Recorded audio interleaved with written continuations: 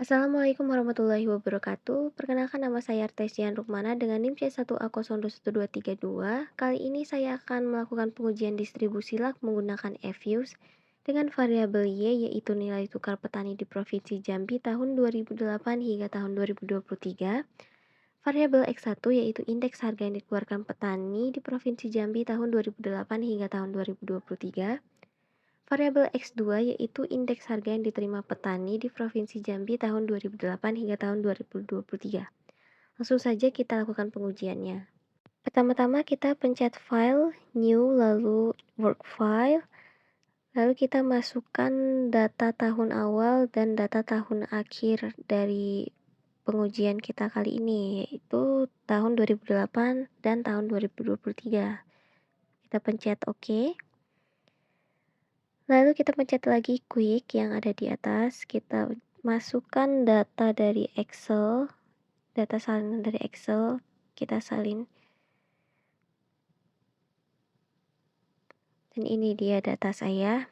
Lalu kita close data tersebut dan kita lakukan pengujian masing-masing variabel. Yang pertama variabel Y terlebih dahulu kita uji stasionaritasnya. Kita pencet open, lalu kita pencet view dan unit root test. Unit root test, standar unit root test. Yang pertama tingkatan level dulu, kita klik OK. Dan dapat dilihat di sini probabilitasnya senilai 0,9316. Maka dari itu kita lakukan pengulangan unit root test, standar unit root test. Kita berada di tahapan first difference, lalu dapat dilihat di sini probabilitasnya 0,0051 yang artinya kurang dari 0,005, maka variabel Y dapat dikatakan stasioner. Kita lanjut ke variabel X1. Kita lakukan hal yang sama, kita pencet view, kita klik view, unit root test, lalu kita klik tahapan level terlebih dahulu, kita klik OK dan dapat dilihat dari sini nilai probabilitasnya sebesar 0,9845. Lalu kita lakukan pengulangan ke tahapan first difference. Kita klik OK dan dapat kita lihat di sini bahwa nilai probabilitasnya sebesar 0,0026. Maka variabel X1 dapat dikatakan stasioner. Lalu kita lanjutkan ke variabel X2. Kita klik view, unit root test, sama seperti yang tadi kita lakukan pada level terlebih dahulu. Lalu kita klik OK. Dan dapat dilihat dari sini nilai probabilitasnya senilai 0,9927. Lalu kita lakukan pengulangan ke tahapan first difference. Lalu kita klik OK. Dan dapat dilihat dari sini nilai probabilitasnya sebesar 0,0002. Maka dari itu variabel X2 dapat dikatakan stasioner. Lalu langkah selanjutnya ialah kita melakukan uji stasioneritas dari ketiga variabel secara bersama-sama. Yang pertama kita blok dulu variabel Y, X1 dan X2. Lalu kita klik kanan, kita klik open as a group. Lalu kita klik view dan kita klik unit root test lagi. Cross sectionally unit root test. Lalu kita pilih first difference sesuai dengan variabel yang tadi, pengujian yang sebelumnya, dan dapat kita lihat probabilitasnya di sini 0,0000. Maka dari itu data tersebut dapat menggunakan metode ARDL karena telah memenuhi syarat. Lalu kita klik close.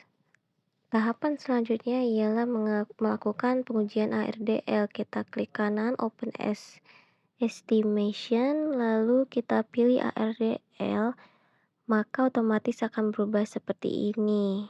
Kita klik OK. Jika keluar error message, yaitu singular matrix, kita bisa melakukan pengujian ARDL ulang dengan cara open as equation, lalu kita pilih ARDL kembali seperti tadi, kita klik OK, dan kita kurangi maksimum luck-nya, yaitu jadi 3. Lalu kita klik OK kembali. Nah, ini dia hasil olahan datanya. Dapat dilihat bahwa nilai probabilitas dari uji metode ARDL ini sebesar 0,965743. Maka dapat diartikan bahwa secara keseluruhan, p-value yang cukup tinggi mengindikasikan bahwa variabel independen tidak memiliki pengaruh yang signifikan terhadap variabel dependen dalam model ARDL ini. Lalu kita lanjutkan dengan pengujian bond test. Kita klik view coefficient diagnosis long run, dan ini dia hasilnya. Dapat kita lihat hasilnya yaitu sebesar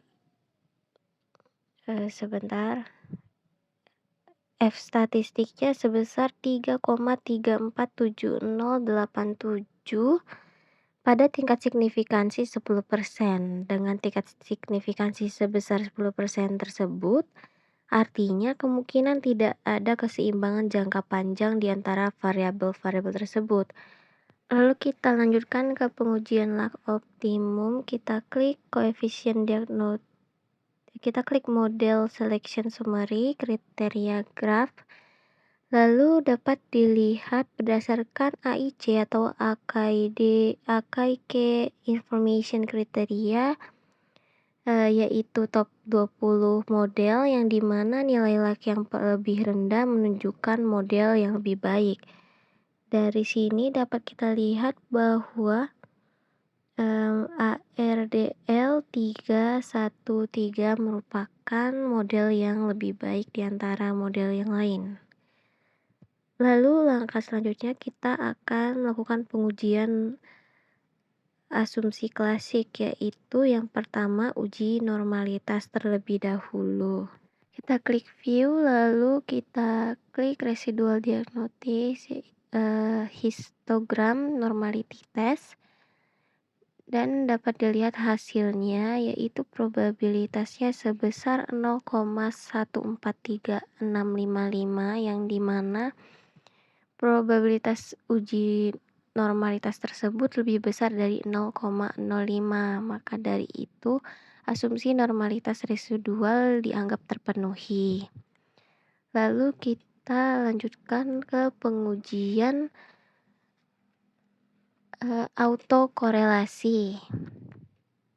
Kita klik view, lalu kita klik residual diagnostics, lalu kita klik serial correlation atau LM test, kita klik OK. Nah, di sini hasilnya dapat kita lihat nilai probabilitas Chi-square-nya yaitu sebesar 0,0873. yang artinya lebih besar dari 0,05, sehingga dapat diartikan bahwa tidak ada autokorelasi dalam hasil olahan data tersebut.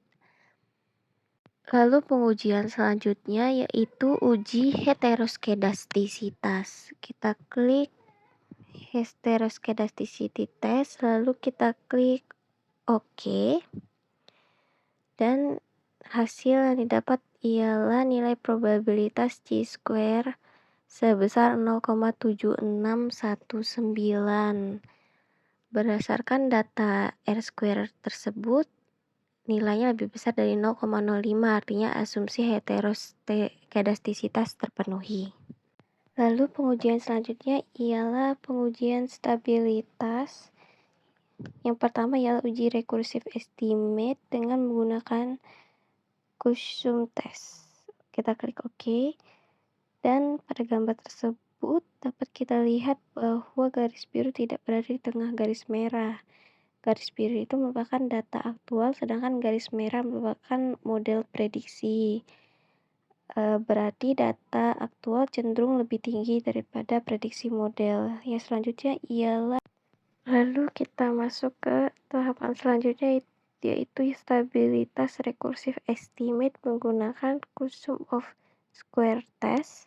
Kita klik OK dan dapat kita lihat bahwa garis biru berada di tengah garis merah yang artinya menunjukkan bahwa model regresi yang digunakan memiliki stabilitas yang baik dan tidak ada perubahan struktural dalam model.